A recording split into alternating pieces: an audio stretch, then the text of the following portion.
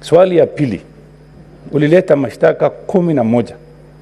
Vile unasimama huko leo, unaona aibu kidogo kwamba ulilete porojo mingi na mambo mingi?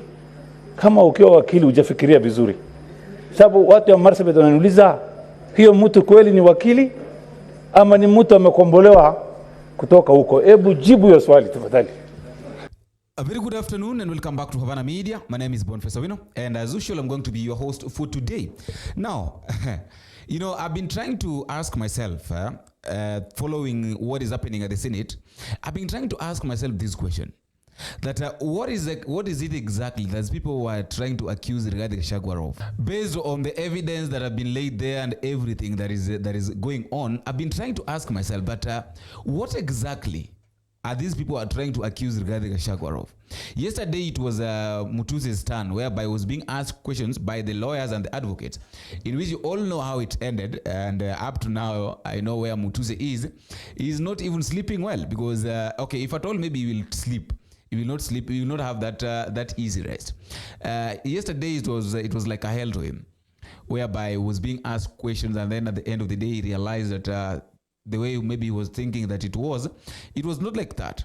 Maybe he was expecting something different from what he met, and maybe he thought that the people that were people that were going to interrogate him was very simple people whom he could convince, or that maybe that were just paid to go and represent Rigathi Gachagua, yet they know very well that Rigathi Gachagua is also guilty, without understanding that at the Senate, and if I remember very well, this statement was said by Senator Ongoya.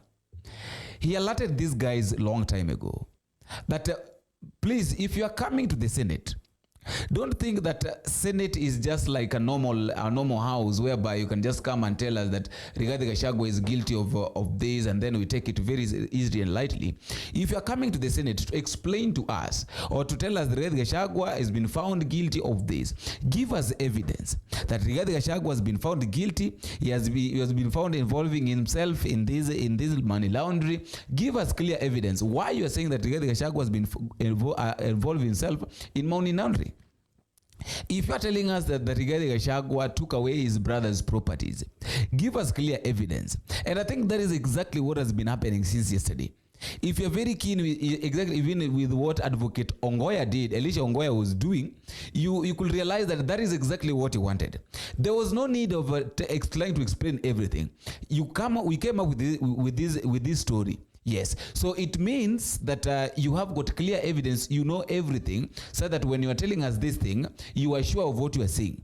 It is either a yes or a no answer. Nothing to explain, because if you wanted to explain, you could have elaborated all these statements when you are making this evidence that Rigathi Gachagua has been found guilty of this and this, and these are the evidences. So we don't have that time. And they're telling them very well that the thing that you want to explain, if at all maybe you think that you want to explain to us, you can explain in the next sitting, but not here. We are not here maybe to listen to explanations. We are here to just confirm what you wrote with the evidence that we have. That is it. Are you suggesting that the DP became DP impecunious as a pauper? Not at all. You have made hue and cry of the DP's wealth portfolio. At least you know that, isn't it? Indeed. You have also told us that even if we gave him the best possible assumption, he would be having 24 million shillings in his account because that's his salary, yes? The known sources of income. Are you suggesting that the DP became DP impecunious as a pauper? Not at all, but I also... What was his wealth portfolio by the time he became DP? I have several lists. Do you know his wealth portfolio by the time he became DP? During the presidential debate, yes, he did say that he was worth 800 million shillings. He said he was worth 800 million shillings? Yes. And you would question why he would promise in future to buy a property worth 400 million. And I question why... Do you know the formula he wanted to use to buy the property, whether to liquidate his wealth to acquire it? Do you know the formula he wanted to use in future to buy the property? That would be for him to say, not me. I'm asking whether you know you are the one to establish this charge. Do you know the formula? I have demonstrated that the formula is corrupt and the sources of the wealth are unexplained. Which wealth has unexplained sources that you explained? I have shown. I thought you began by Vipingo, which we have dealt with you. All the way from Nyeri, treetops, all the way to Vipingo. We will have our time, our day. Sorry? In terms of Vipingo, we will also be able to show. When?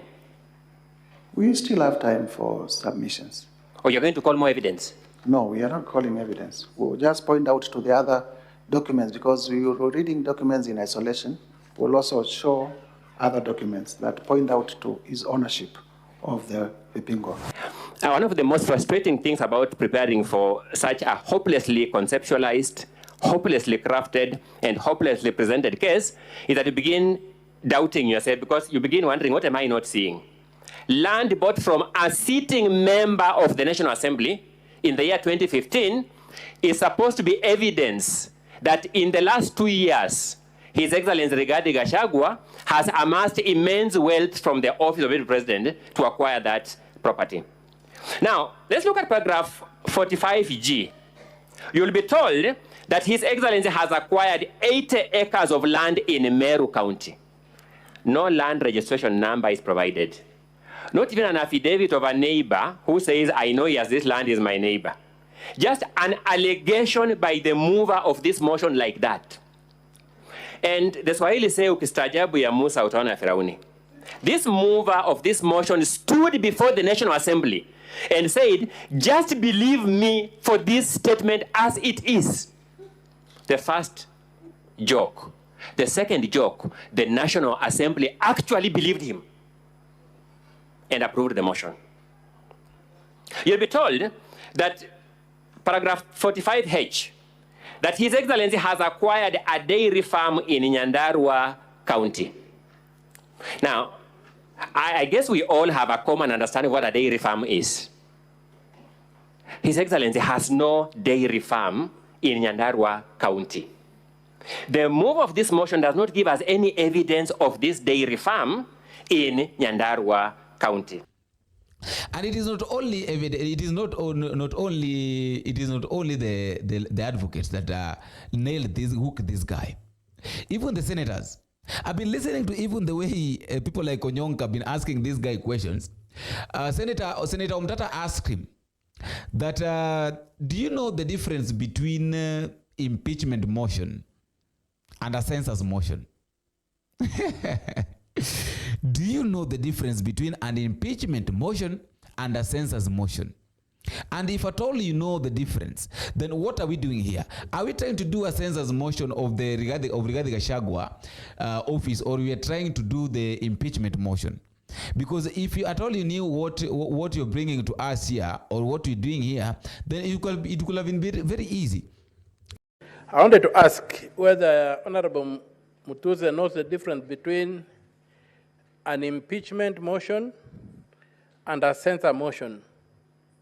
And if he does, where does he place his motion? Is it a censure motion or is it an impeachment motion? And what are the thresholds for each of those two motions, if he understands the difference? Thank you. And I also heard Senator Onyonka asking him, you know, it's like abusing him in a way that I believe that you are not as an idiot and as an idiotic as my other colleagues believe. I wanted to listen to this statement from Onyonka.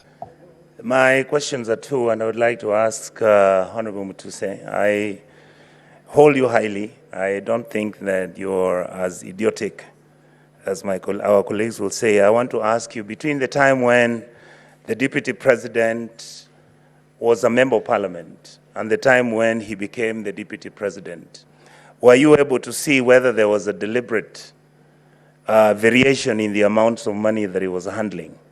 Did you see whether the money that he was handling as a Member of Parliament, for example, changed then to the money that you brought in, where you're saying that there is some money laundering taking place?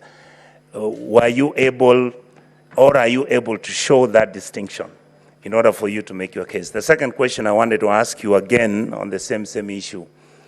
When you are trying to find out whether there is money laundering on any transaction, and I know chances are you did not have the technical expertise and maybe an investigative agency to help you, But did you, by any chance, find out money moving from anywhere, either through His Excellency the Deputy President's private accounts, or any money that was being borrowed? Because I know that one property you've mentioned that it was a loan, but all these other properties that you allege that the Deputy President had purchased, did you link that from money coming from some place or money coming from some illicit, like you say? Because I don't see that evidence on the table. That what tells you that don't always just rush to do things. I said this thing yesterday when I was talking about the withdrawal of Nairobi governor, that is Johnson Sakaja. A lot of people did not believe me that Johnson Sakaja withdrew from going to become. Let me ask, even if it's you, by the way, would you try to go to this panel with these people? The way they're asking questions, would you try? After seeing that the way one of your colleagues have been roasted, would you try to go maybe to also to give an evidence? Would you? Would you go to assume that you are also a witness? You cannot. Based on what has been going on, based on on how Mutuse really struggled and even sweated, you cannot even risk. And the EACC deputy CEO Abdul Mohamud is saying very well that we have not investigated the deputy president for any crime. And you are here giving us evidence. You are like a witness. And you are saying that we have not investigated the deputy president committing any crime. So what are you doing here? Like, seriously, what are you doing here? That is the question. You've not investigated the deputy president of committing any crime. What are you trying to do to us? We have investigated any criminal conduct against the DP. I think I had indicated clearly that we have not investigated the deputy president for any criminal culpability or any criminal case as far as EACC is concerned. What are you doing here? So after all, guys, let me also know what you think in the comment section. But just a reminder, please, if you're in it for the first time, don't forget to go down there, click the subscribe button. You can drop me a comment and tell me what you think and where you're watching this video from. As I normally say, that feedback is normally the key thing in any form of communication. And not fail to appreciate those who have been giving us support, because without the support, this channel cannot grow and cannot be what it is as now. Until we meet again, I've been your host, Bonfesa Winner. Bye-bye.